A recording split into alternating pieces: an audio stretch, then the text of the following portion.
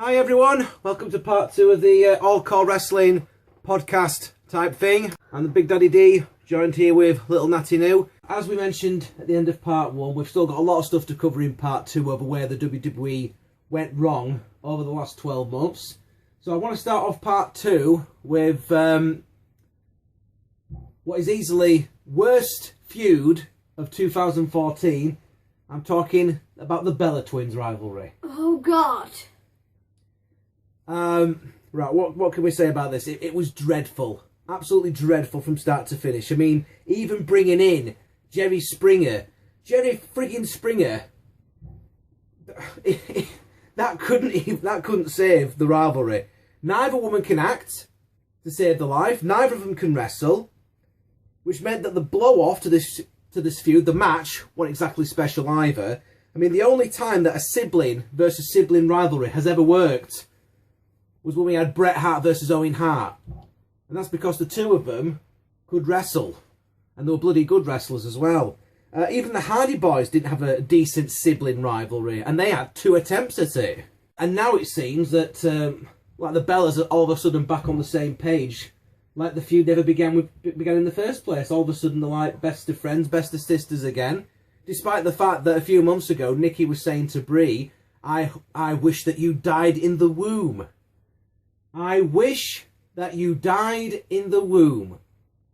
Now imagine one twin saying that to another twin, and then months later they're still on good terms. That makes absolutely no sense whatsoever. But the difference is, well, one of the big differences, when Bret and Owen were feuding, they didn't travel together. You know, they were told, it's like, it's okay, you and Owen can travel together if you want. And Bret said, well, no, because we're feuding. And it wouldn't make sense for them to be seen travelling together while they were feuding. The Bella Twins, throughout their feud, continued to travel together and continued to be seen together at conventions and fine signings, laughing and joking with each other. It's like, well, hang on a minute, aren't you two meant to be feuding with each other on television? You know, there was like... weird. Yeah, there was like no respect to the rivalry or the business whatsoever. It's like, if you're feuding, you've got to sort of keep up appearances. Anyway, Bella Twins, worst feud of 2014, bar none. Speaking of bad feuds, let's go on to what happened after WrestleMania. Now, following Daniel Bryan's massive WrestleMania title victory and the huge wave of momentum that followed afterwards, who was his first challenger as champion? Not a rising superstar, not a veteran that posed a threat to the title. No, WWE just decided to stick the mask back on Kane for a month or so, just for the sake of this feud. Now, bear in mind, Kane hadn't won a clean televised match since October of last year. So it was a little hard to see Kane all of a sudden as a serious contender for the title. You know, regardless of whether or not he used those bloody cartoonish powers of his mask or not. In my opinion, it made Bryan look weak as a champion and it drained a lot of his momentum. It was an absolute waste of the stunts that were pulled during the match, like the diving headbutt off the forklift truck, the flaming table. And this would actually be Bryan's last title defence, as he had to vacate the title shortly afterwards due to injuries. And despite those 2 huge spots that I've just mentioned, not a single one of those spots was nominated at the Slammy Awards this year. You would have thought a guy going through a table that was on fire would be part of the, you know, OMG or extreme moments of the year, but apparently not. So, what, those spots don't mean anything? Is that what you're trying to say? What was wrong, if you ask me, what was wrong with having WWE continuing the sort of bad blood that was going on between Daniel Bryan and Triple H? You know, with Triple H looking to dethrone the new champion at the next pay-per-view.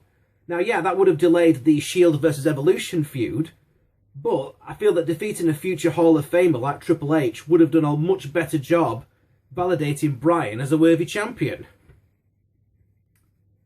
Okay, one thing that WWE has done right this year, because I did get a comment on part 1 sort of saying what you're being so negative for.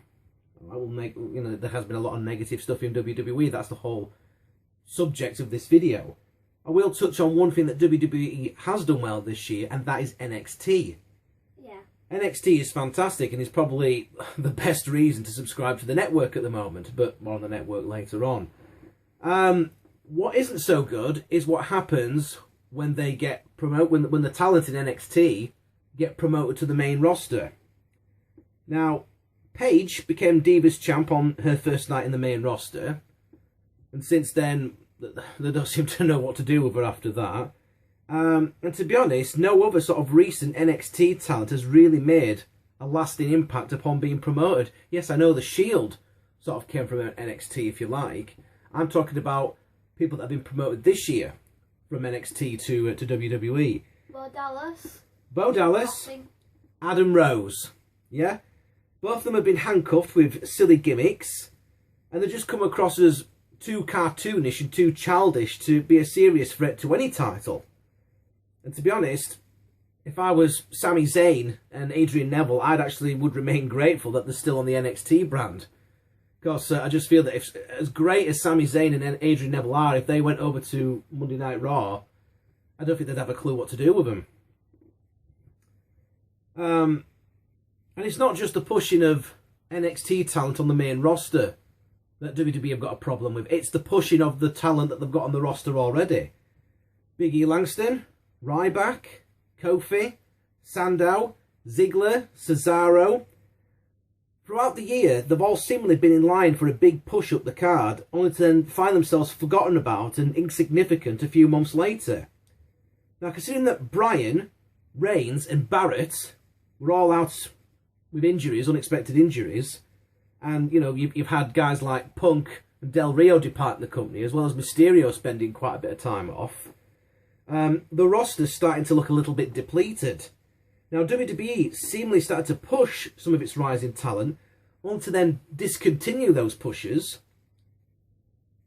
before any sort of real momentum could be gained. A lot of it is about momentum.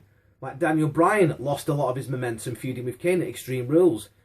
Bray Wyatt lost a lot of his momentum when he was feuding with John Cena at WrestleMania. Those guys I mentioned, guys like Ziggler, Sandow, Cesaro, once they get some momentum going, and then all of a sudden, it just gets wiped out. It also means that we've had John Cena versus Randy Orton headline about 4 pay-per-views against each other within the last year and a half alone. Now, bear in mind, these two have actually been feuding with each other since the Attitude Era, during their days together at Ohio Valley Wrestling, so... Let that sink in for a minute. Yeah, let's let that sink in. Now, I don't know about you, but I am bored of seeing Cena versus Orton. It's nothing new. Yeah. It's nothing new. We've seen it 100 times over. We want to see something else. Now, all WWE has got to do is listen. Just listen to the live audience. Listen to Ziggler. You know, it finally seems like they're getting the message now about Ziggler. You know, Ziggler always gets a good reaction. It seems like WWE are actually now starting to actually sit up and pay attention. And let's hope that continues. Sandow continues to get huge support from the fans. I mean, just look at this thing he's got going with Miz. I mean, I'm hoping that it leads to bigger and better things for Sandow, because the fans love him. I mean, recently on Monday Night Raw, one of the Usos super kicked Sandow, or Mizdow, and the Usos got booed. They got booed. I couldn't believe that. They actually got booed. It was like, yeah, listen to the audience. I mean, you know, you couldn't ignore the audience for long when they were doing the yes chants. You had no choice. You had to push Daniel Bryan. Now you've got to listen to your audience again. Listen to who's getting the best reactions. And it's guys like Ziggler and Sandow and Cesaro. And Ryback's getting some. Even Ryback's getting some decent reactions as well. I mean, it's crazy. I mean, WWE might just be the only company that makes a conscious decision to ignore its own fan base, and they continue to feature stars who have either long past the prime, like Mark Henry and Big Show, who surely have got to be ready for retiring soon. And at the same time, you know, as they sort of continue to push these guys that have like had their time, at the same time they're holding back fresher talent that the fans are actually wanting to see. Now, I think the worst casualty of this has been Cesaro. I mean, look what he did at WrestleMania this year. He won the Andre the Giant Memorial Battle Royal. And he split from those two deadweights, Swagger and Zeb Coulter, and he became a Paul Heyman guy. Only to then get cast to the side when Brock Lesnar came back with no explanation, no storyline or whatever as to why he and Heyman had departed, had split ways. What was wrong with having Cesaro versus Lesnar? Now, considering how strong Cesaro is, I mean, the guy... I mean, gave like 24 swings to Great Khali. Well, I don't know if he gave 24 swings to the Great Khali, but the fact that he was able to actually swing the Great Khali was incredible. I mean, the guy is superhuman with that strength he's got. So it wouldn't have been a stretch to see him go toe-to-toe against Brock Lesnar in a competitive contest. Imagine that, Brock Lesnar versus Cesaro. That would have been fantastic. Cesaro would probably kick his butt.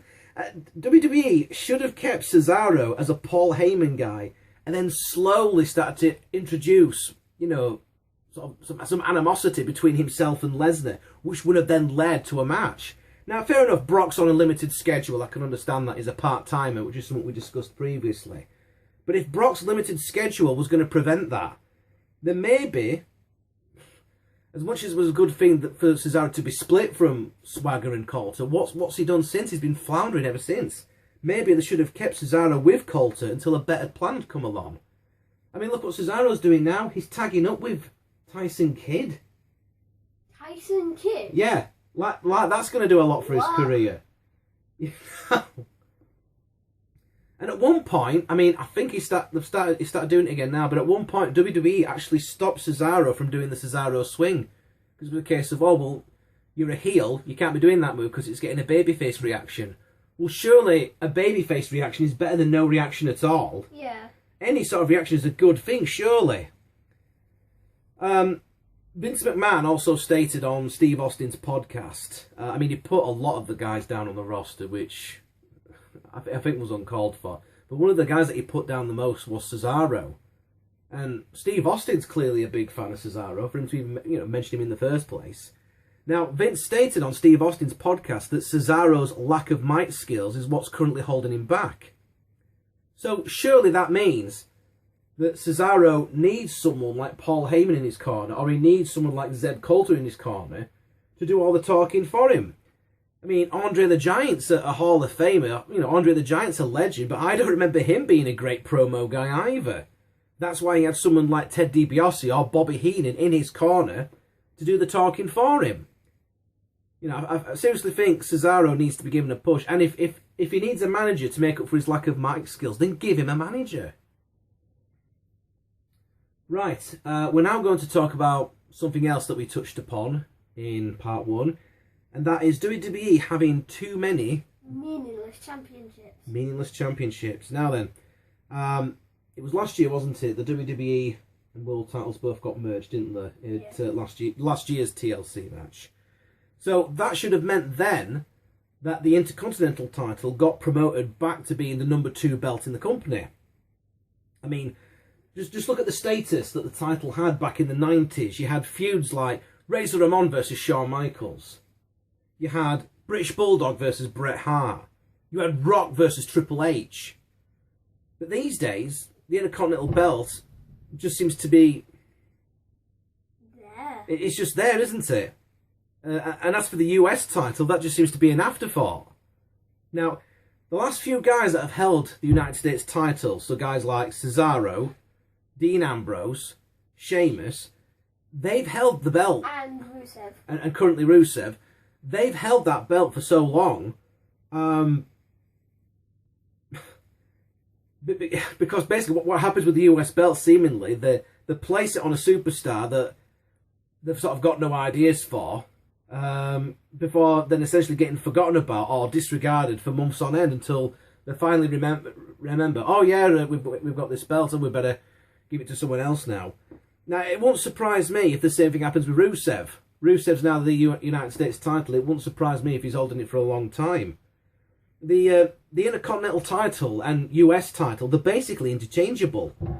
That much is clear. I mean, to make it even more obvious, to sort of make it even more blatant that the two belts are interchangeable, at one point this year, the champions at the time, Ziggler and Sheamus, merely flip-flopped challengers. Cesaro and Miz for no reason other than to avoid doing the same match again, which just demonstrates even further that the belts are interchangeable. You know, one month you had Cesaro facing Ziggler and you had Miz facing Sheamus, and the next month Cesaro and Miz just basically swapped which belt they were going for. I do feel, I mean, if that is the case, WWE should probably merge the two belts together, merge the United States and Intercontinental titles together, like they did with the WWE and World title belts.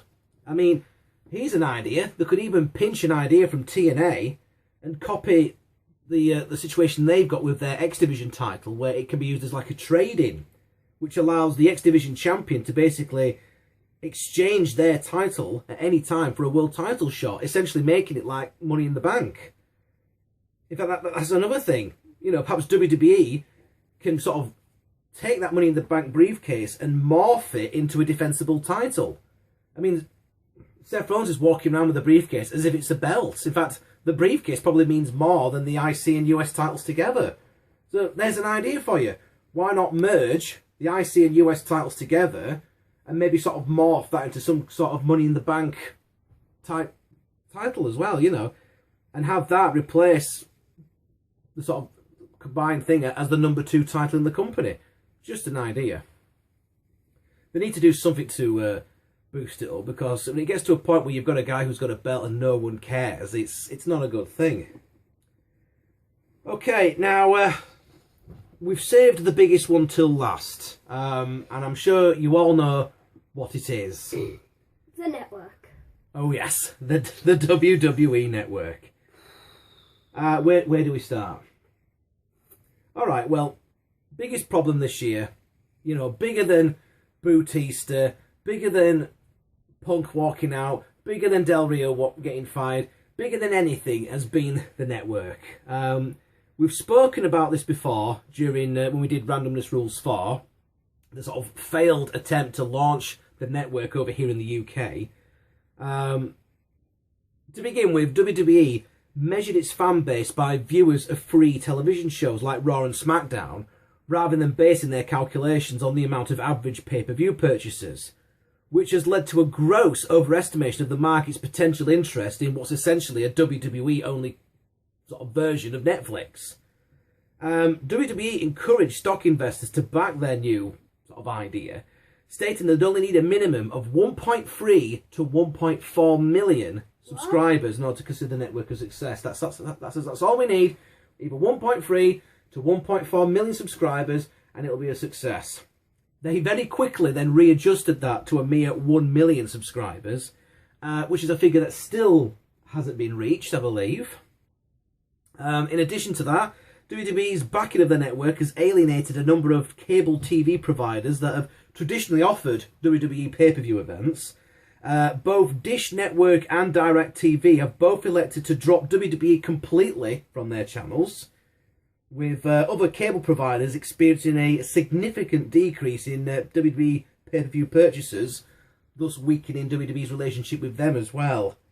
And as we mentioned at Randomness Rules 4, WWE is, I think it's to be said, they've soured their relationship with Sky Television over here in the UK. Sky has carried WWE programme on its station since the early 90s. So as a result, WWE is actually the UK is the second largest WWE fan base in the entire world. Sky and WWE had signed a deal earlier on in the year which would continue their relationship together until 2019. So that kind of made it surprising when WWE announced that the network was going to be available in the UK. Had some sort of agreement been made with themselves and Sky? Apparently not, because the network's UK launch was attempted and then cancelled on 2 separate occasions this year. The second attempt being the worst, because it was actually pulled about 20 minutes before it was due to go live. Now that timing couldn't have been any worse. Not only was it the same month that the network was being offered for free, including Survivor Series, it was also at a time when the WWE were starting their UK tour a week later. So they cancelled the network. Well, they cancelled the launch of the network over here in the UK, and then a week later the tour in the UK. What kind of reaction do you think the WWE fans over here in the UK gave them? Network sucks. Yeah, well, it wasn't network sucks. How can you say it sucks when we hadn't even got it? The chants that they were getting were, where's our network? Where's our network? Which you can still hear quite loudly during the Liverpool episode of Raw. You know them Scouse lads aren't going to stay quiet. In addition to this, WWE's actually devalued its own pay-per-view product. Consumers are now paying $9.99 per month for a pay-per-view, rather than the previous price of $59.99.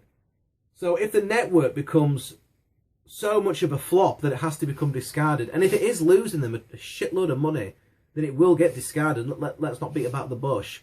But if that happens, it's going to be an incredibly tough sell trying to convince the audiences to cough up that additional 50 quid again, that additional sort of $50 again. In recent months, Insane Championship Wrestling over in Glasgow, Scotland, and New Japan Pro Wrestling have actually launched their own on-demand video service.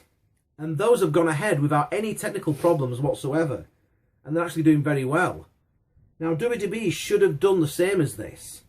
Or, you know, gone for an on-demand video service rather than trying to do a sort of video streaming Netflix type thing. Or what they could have done is made an arrangement for a traditional television channel offered by the likes of Dish and DirecTV, you know, an exclusive TV channel for them. Sky Television could easily have done this as well. They've already got exclusive channels for Formula One Motorsport and for the James Bond movies, and for Disney as well, I believe. Yeah. If they'd have gone down either of these routes, then they could have evaded the massive budget cuts and all the other ramifications that accompany a paid subscription service, and one that's struggling as well. Because of the network failing, you know, WWE's had to make a number of budget cuts. A number of guys have had to be fired from the roster. Number of guys that were just about to get proper good pushers. Guys like Jinder Mahal, Drew McIntyre, Brodus Clay. All because they had to cut costs because this network wasn't a success. So, there's been a lot of things that have gone wrong with the WWE this year. Now, I'm hoping that 2015, it's a new year, it's a fresh start. What do WWE need to do different than what they've done this year? Well, number one, they need to listen to the fans. Listen to the guys who are getting the biggest reactions when they come out, and make sure it's those guys that get the push. Not Cena. Not Cena. If you're going to do anything with Cena, change his character. Turn him heel. You know, turn him into a bad guy. And then that way, you've got someone like Dolph Ziggler to have a fantastic feud with. Bella Twins. No more Bella Twins, please. As far as Punk and Del Rio's concerned, I don't think Punk... I mean, I hope that Punk does well for himself in UFC. Either two things are going to happen. Either he's going to get his ass kicked, or he's going to come out and kick ass. I hope for his sake that it's the second thing that happens. Del Rio seems to be doing alright for himself. I mean, he's got TNA approaching him, he's got Ring of Honor approaching him, Lucha Underground, so I actually think that Del Rio could end up doing quite well out of this. He is currently one of the hottest free agents in wrestling out there at the moment. Batista, I very much doubt you'll ever see Batista in the WWE again. We'll see him in movies, but you won't see him in WWE. No, that's it. I mean, he's probably thinking, you know, the fans treated me badly when I was last here. You know, I was promised a title run, I didn't get that. I mean, Batista's still under contract. You didn't know that, did you?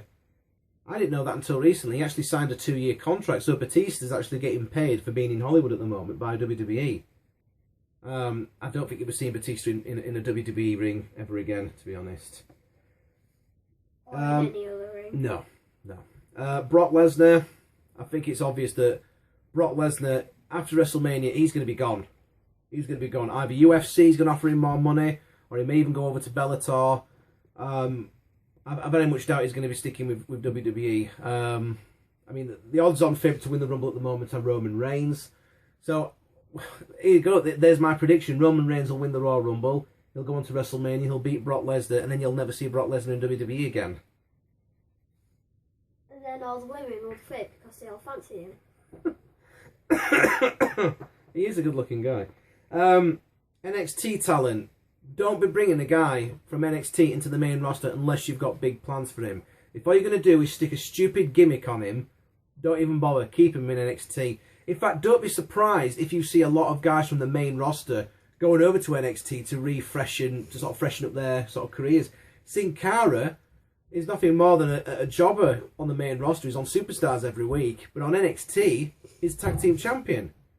Curtis Axel recently sort of showed up backstage at NXT chatting with William Regal. So again, someone else who wants to get have his career sort of refreshed. So don't be surprised if, rather than seeing guys jump from NXT to the main roster, that next year you see the opposite happening. Guys going from the main roster to NXT.